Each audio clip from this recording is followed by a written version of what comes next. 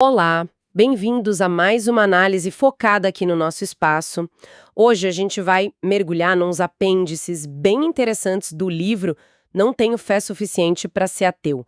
É material que toca em algumas das perguntas mais, cabeludas sobre fé e razão, né?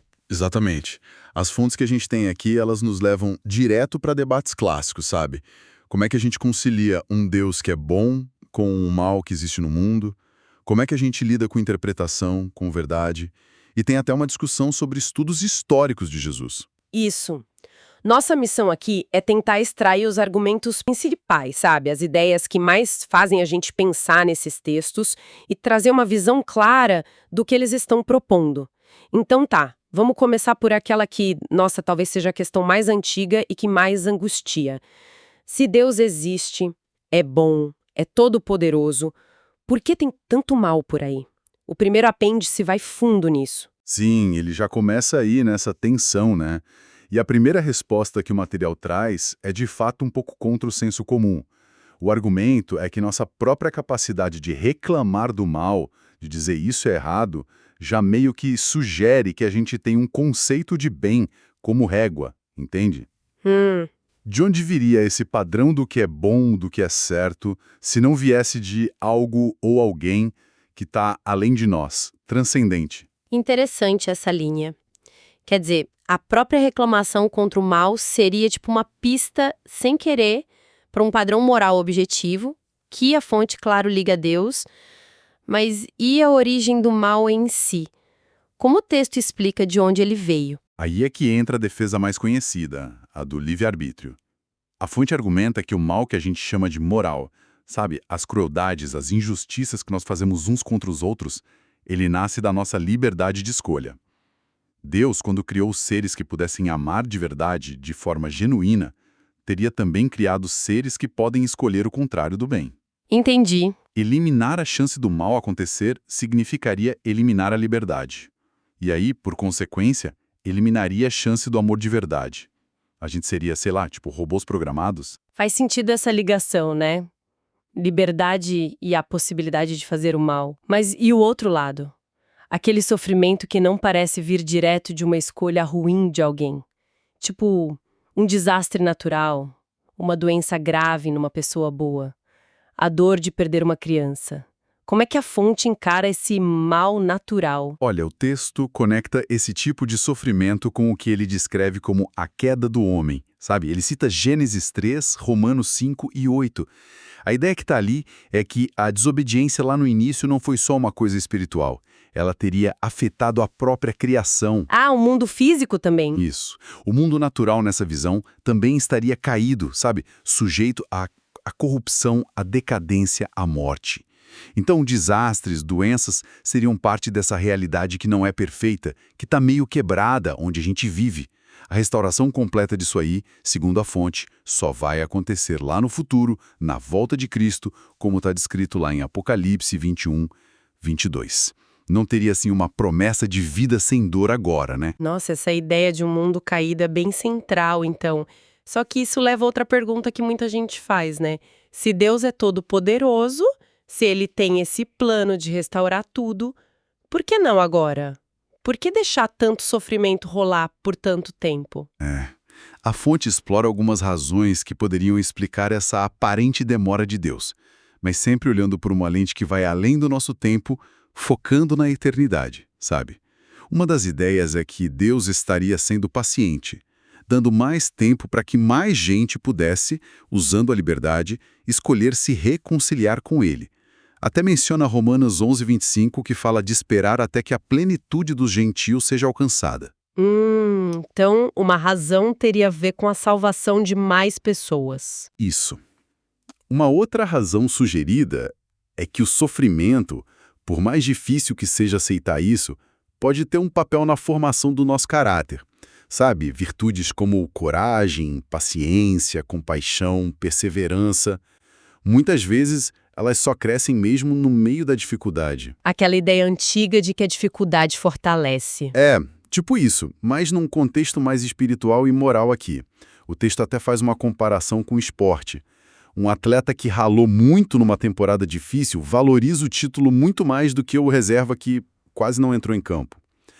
As lutas daqui teriam um peso na glória que viria depois. Essa ideia do sofrimento formando caráter é forte. Mas e quando o sofrimento parece só destruir, sem propósito nenhum? Tipo, doenças terríveis em crianças, sabe? Como a fonte responde a isso? O texto admite, sim, os limites do nosso entendimento. Ele fala da história de Jó, lá nos capítulos 38 a 41. Deus responde para o Jó, mas não explicando cada sofrimento dele, e sim mostrando como a criação é imensa, complexa, incompreensível para a gente. Ah, sim. A ideia implícita é, se a gente mal entende como funciona o universo físico, como a gente ia esperar entender o universo moral? Com todas as interações de bilhões de escolhas livres, as razões de Deus por trás de tudo. Cita até aquele filme A Felicidade Não Se Compra, para mostrar como a gente não tem a visão completa do impacto da nossa vida, dos eventos. Entendi. Reconhece a nossa limitação, então. E como essa visão se compara com outras tentativas de lidar com o problema do mal? O texto menciona o Rabino Kushner, né? Menciona e discorda da conclusão principal dele lá no livro quando coisas ruins acontecem a pessoas boas. O Kushner sugere que para manter a ideia de um Deus bom diante do mal, talvez a gente tenha que abrir mão da ideia de que ele é todo-poderoso. Deus seria bom, mas não teria poder para impedir todo o mal, entende? Certo. A fonte que a gente está vendo aqui rejeita isso. Diz que tem muita evidência, tanto na Bíblia, cita um monte de versículos que chamam Deus de todo-poderoso, quanto na cosmologia, tipo o argumento de que o universo veio do nada, que apontam para um Deus onipotente. Então a fonte segura as duas pontas. Deus é bom e todo-poderoso. Mas aí, como resolve a tensão? Ela propõe uma inversão na pergunta, que é bem interessante, citando o Santo Agostinho e a visão cristã mais clássica de que a natureza humana tende para o egoísmo, para o pecado, né? O texto argumenta que ninguém é bom o suficiente para merecer uma vida sem nenhum sofrimento. Nossa. Então, a pergunta de verdade não seria por que coisas ruins acontecem com gente boa, mas talvez por que coisas boas acontecem com gente ruim. Quer dizer, com todos nós que somos imperfeitos. Nessa visão, a graça, as coisas boas que a gente recebe, seriam até mais surpreendentes do que o sofrimento que a gente enfrenta. Essa inversão é uma virada no argumento comum. Quer dizer, então, que nessa visão, Deus pode usar até as coisas ruins para um bem maior? Sim, essa é uma afirmação central. Cita Romanos 8:28. Sabemos que Deus age em todas as coisas para o bem daqueles que o amam. O texto argumenta que Deus consegue pegar até os fios escuros do sofrimento e do mal que não são bons em si e tecer num padrão maior que resulta em bem para quem está alinhado com os propósitos dele. A fonte até explora as opções que Deus teria. Não criar nada, criar robôs, criar gente livre mas sem poder pecar, criar gente livre onde todo mundo escolheria o bem, ou criar o mundo como a gente conhece, com liberdade de verdade, a possibilidade do mal, mas também a chance de redenção, de crescimento nas provações. A conclusão que o texto apresenta é que este mundo, mesmo com as tragédias, talvez seja o melhor caminho para o melhor mundo final possível. Um mundo onde o amor é escolhido livremente, onde o caráter é forjado. E o sofrimento de Jesus na cruz é o exemplo máximo disso, né? O mal feito contra o único ser perfeito, resultando no bem maior da redenção. É uma resposta bem complexa, né? Que puxa para a liberdade, para a perspectiva da eternidade, para a confiança num propósito maior, mesmo quando a gente não entende tudo. Isso leva a gente para outra questão que o material aborda, a da interpretação. Muitas vezes, quando alguém fala algo assim, a resposta é: ah, mas isso é só a sua interpretação. Como é que o segundo apêndice lida com isso? Ele começa justamente olhando para essa frase. Isso é só a sua interpretação. O argumento é que essa própria frase é, olha que irônico, uma interpretação que a pessoa que fala acredita que é objetivamente verdadeira e que se aplica ao que o outro disse. Que coisa, né? Um paradoxo. Quer dizer, para você dizer que a interpretação do outro é só subjetiva, você está implicitamente afirmando que a sua avaliação é objetivamente verdadeira. Então, a fonte defende que existe sim um significado objetivo, uma verdade para ser descoberta nos textos. Na realidade, mesmo que a gente discorde sobre qual é Exatamente. Defende que discordar não anula a existência de um significado que o autor quis dar ou de uma verdade objetiva.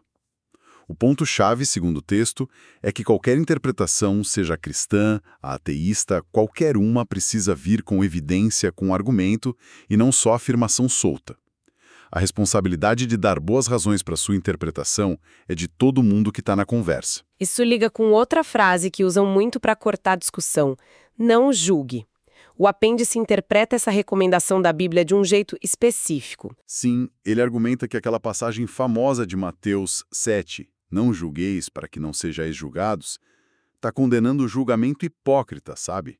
Aquele julgamento de quem aponta o dedo para o outro, mas não vê os próprios defeitos, tira primeiro a trave do teu olho, e não todo tipo de avaliação ou discernimento. Ah, tá. O texto diz que fazer julgamentos, no sentido de discernir entre certo e errado, verdadeiro e falso, não só é preciso para a vida, como é até incentivado em outras partes da Bíblia, tipo 1 Tessalonicenses 5:21, examinai tudo, retém o bem, e 1 João 4:1, provai se os espíritos são de Deus. O simples fato de alguém corrigir a interpretação do outro, como o ateu faz no exemplo do apêndice, já mostra que a pessoa acredita que existe um significado correto ali para ser defendido. Se existe um significado objetivo, por exemplo, na Bíblia, como a fonte explica ter tantas denominações cristãs com interpretações diferentes, às vezes até em pontos importantes? A comparação que o texto usa é com matemática. O fato de muito aluno errar a conta num problema não quer dizer que não tem resposta certa, ou que matemática é confusa por natureza. Do mesmo jeito, segundo a fonte, as diferenças de interpretação da Bíblia não seriam por falta de clareza do texto nos pontos essenciais, mas por causa de fatores humanos. Tipo, gente que se apega mais à tradição, ou à preferência pessoal, ou a alguma agenda própria, do que ao que o texto diz claramente. Cita até umas broncas de Jesus nos líderes religiosos da época dele, lá em Mateus 15:23, por eles colocarem as tradições deles acima do que Deus tinha mandado. entendi a analogia. Agora, partindo da ideia de que o cristianismo afirma ter a verdade sobre coisas espirituais importantes, como é que o apêndice responde à acusação comum de que isso leva à intolerância? O texto argumenta, primeiro, que toda visão de mundo que se leva a sério, incluindo aí o ateísmo ou o relativismo, acredita que está certa e que as visões contrárias estão erradas. O ateu acredita que é verdade que Deus não existe. O relativista acredita que é verdade absoluta que não existe verdade absoluta. Certo, é um ponto sobre a natureza das visões de mundo em geral. Isso. E aí, falando especificamente do cristianismo, a fonte argumenta que os próprios fundamentos dele dão uma base sólida, tanto para direitos humanos universais, porque viriam de um criador, não do governo ou da opinião da maioria, quanto para tolerância religiosa. A base para a tolerância seria o princípio do livre-arbítrio. Se Deus não força ninguém a acreditar, nós também não deveríamos forçar. O texto até contrasta isso com a falta de liberdade religiosa que se viu em regimes declaradamente ateus, como a antiga União Soviética ou a China, e em alguns países teocráticos ou de maioria muçulmana. Cita a Arábia Saudita como exemplo onde, na época em que foi escrito, igrejas seriam proibidas. E ele faz uma distinção importante entre o que Jesus ensinou e o que pessoas ou instituições fizeram ao longo da história em nome do cristianismo. Com certeza. O texto deixa claro que coisas como as cruzadas ou a Inquisição, mesmo feitas em nome de Cristo, não refletiriam os ensinos dele de amor, perdão, não usar a força. Além disso, o apêndice faz uma distinção bem importante entre tolerância e amor. Como assim? Argumenta que, embora a gente deva tolerar as pessoas, respeitar o direito delas de crer e viver diferente, a exigência moral maior do cristianismo é o amor. E o amor, olha só que paradoxo, às vezes exige que a gente seja intolerante com certas ideias ou comportamentos que fazem mal, tipo racismo, abuso, violência. Tolerar o mal seria, na verdade, falta de amor com as vítimas e até com quem pratica o mal. Nossa, importante essa distinção entre tolerar a pessoa e não tolerar o mal. E, para fechar essa parte, o apêndice reforça que o foco central da mensagem cristã que o livro apresenta não é político, nem só social, mas é sobre a verdade espiritual. Quem é Deus, qual a nossa condição, como ter salvação eterna. A decisão de aceitar ou rejeitar essa mensagem, segundo a fonte, deveria ser baseada se ela é verdadeira ou falsa, não só se a gente gosta dela ou se ela se encaixa nas nossas preferências. Cita aquela passagem de Mateus 16, onde Jesus pergunta o que adianta ganhar o mundo todo e perder a alma. Fica claro que essas questões de verdade, interpretação, tolerância são bem complexas e ligadas na visão desse material. Falando em como grupos diferentes interpretam evidências, o último apêndice que a gente tem aqui entra numa crítica direta a um jeito específico de estudar Jesus, o tal Seminário de Jesus, Jesus Seminar. O que a fonte diz sobre ele? Olha, o texto pega bem pesado com esse grupo acadêmico que ficou famoso ali nos anos 80, 90, por chegar a umas conclusões bem diferentes do tradicional sobre Jesus. A acusação central da fonte é que o seminário não defende o Jesus real, mas sim uma reconstrução baseada em pressupostos e métodos que a fonte considera falhos. Vamos ver os pontos que eles levantam. Quais seriam esses pontos? Primeiro, a composição do grupo. A fonte descreve o seminário como sendo formado, na maioria, por acadêmicos com visões consideradas radicais ou bem liberais sobre a Bíblia. Tinha gente ali que se dizia ateu ou agnóstico, e até gente que nem era acadêmico, tipo um cineasta. O próprio fundador, Robert Funk, é citado pela fonte admitindo que o projeto era provocador, quase blasfemo, o que a fonte interpreta como sinal de um viés já de saída. Então, uma crítica à objetividade dos participantes. Qual o segundo ponto? A motivação. O texto alega que o seminário tinha o objetivo claro de libertar Jesus da imagem dos evangelhos e criar um Jesus mais aceitável para o homem moderno, sabe? Uma figura mais secular. A fonte vê isso como uma tentativa de refazer Jesus à imagem dos próprios estudiosos, em vez de seguir as evidências históricas. E aponta também para uma busca clara por publicidade, por atenção da mídia por parte do grupo. E a metodologia que eles usaram, como foi criticada? E esse é o terceiro ponto, o procedimento. A fonte critica muito o método principal do seminário, que era os membros votarem usando umas bolinhas coloridas para decidir a chance de Jesus ter dito ou feito aquilo que os evangelhos contam. O texto acha isso totalmente inadequado para descobrir a verdade histórica. Compara, talvez com um pouco de acidez, a deixar um grupo de políticos com viés votar sobre a realidade da economia. Votar sobre história? Parece estranho mesmo. Pois é. Argumenta que a autenticidade histórica não deveria ser decidida por voto da maioria de um grupo que já tem seus pressupostos definidos. Que outros aspectos são criticados? O quarto ponto são as fontes que eles usaram mais. A crítica é que o seminário deu um peso exagerado para textos que são considerados tardios, que não são os canônicos, tipo o Evangelho de Tomé, que a fonte classifica como gnóstico, ou seja, de uma corrente mística lá do século II, com ideias diferentes da ortodoxia cristã. E também para um tal Evangelho que é hipotético, né? Uma fonte de ditos de Jesus que alguns estudiosos acham que existiu, mas que nunca foi achada.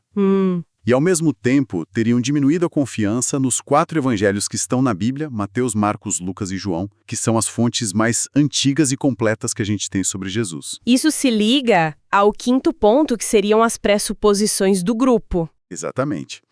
A fonte argumenta que o seminário partia de um pressuposto naturalista, ou seja, eles já rejeitavam, antes de começar, a possibilidade de milagres.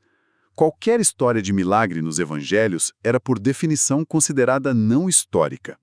A fonte liga isso a um ateísmo ou agnosticismo na prática, dizendo que não é uma abordagem histórica neutra você já descartar de cara um tipo de evento que as fontes principais descrevem o tempo todo. Entendi. Critica também a ideia que alguns membros do seminário tinham de que o cristianismo, lá no começo, foi muito influenciado por religiões pagãs de mistério.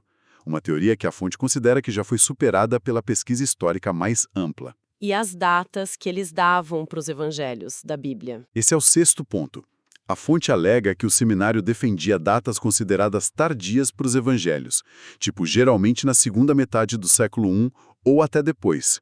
Isso contra o que a fonte considera serem evidências para datas mais antigas, antes do ano 70 depois de Cristo.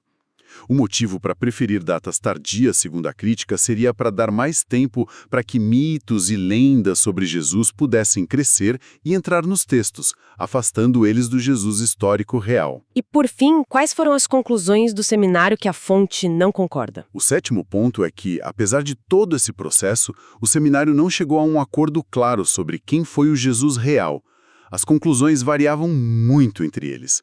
Jesus teria sido um filósofo cínico viajante, um sábio judeu, um reformador social, um feminista, um camponês revolucionário. Nossa, quanta coisa diferente! Pois é, a fonte vê essa variedade de resultados contraditórios não como algo positivo, mas como uma consequência do que ela considera serem os problemas de método e os pressupostos enviesados do grupo. A conclusão da fonte é que o Jesus do seminário é uma construção acadêmica moderna, não o Jesus que a gente encontra nas fontes históricas mais confiáveis. Entendi. É uma crítica bem atalhada mesmo, né? Sistemática, a essa abordagem específica dos estudos sobre Jesus, olhando para a composição, motivação, método, fontes, pressupostos, datação e conclusões do grupo, pelo menos do ponto de vista apresentado nesse apêndice. Cobrimos bastante coisa hoje, sem dúvida. A gente explorou argumentos bem densos que estão nesses apêndices. Desde essa tentativa de conciliar a fé num Deus bom e poderoso com a realidade dura do sofrimento, passando pela defesa da verdade objetiva e do significado no meio de tantas interpretações, até essa avaliação crítica de como a história de Jesus às vezes é abordada. Fomos do problema universal da dor para como a gente interpreta textos essenciais e, no fim, para a própria briga em torno da figura histórica de Jesus. Fica claro como, para a fonte, essas coisas todas estão ligadas, né? De fato, as fontes nos colocam diante da ideia de que, mesmo sem ter resposta fácil para cada dor individual, adotar uma perspectiva que inclui o livre-arbítrio, a chance de redenção e um olhar para a eternidade oferece um quadro diferente para pensar. A análise crítica da interpretação e das abordagens históricas reforça essa busca por bases sólidas para crer. Fica talvez a pergunta para quem está ouvindo: qual parte dessa exploração, seja a questão do mal, da verdade ou da história, toca mais fundo ou levanta novas questões para você? Ótima provocação para a gente continuar pensando. Essa foi nossa análise focada nos apêndices do livro Não Tenho Fé Suficiente para Ser Ateu. Na próxima vez, a gente abre um novo conjunto de fontes para outra exploração aprofundada. Agradecemos muito a companhia de todos hoje. Que Deus abençoe a todos.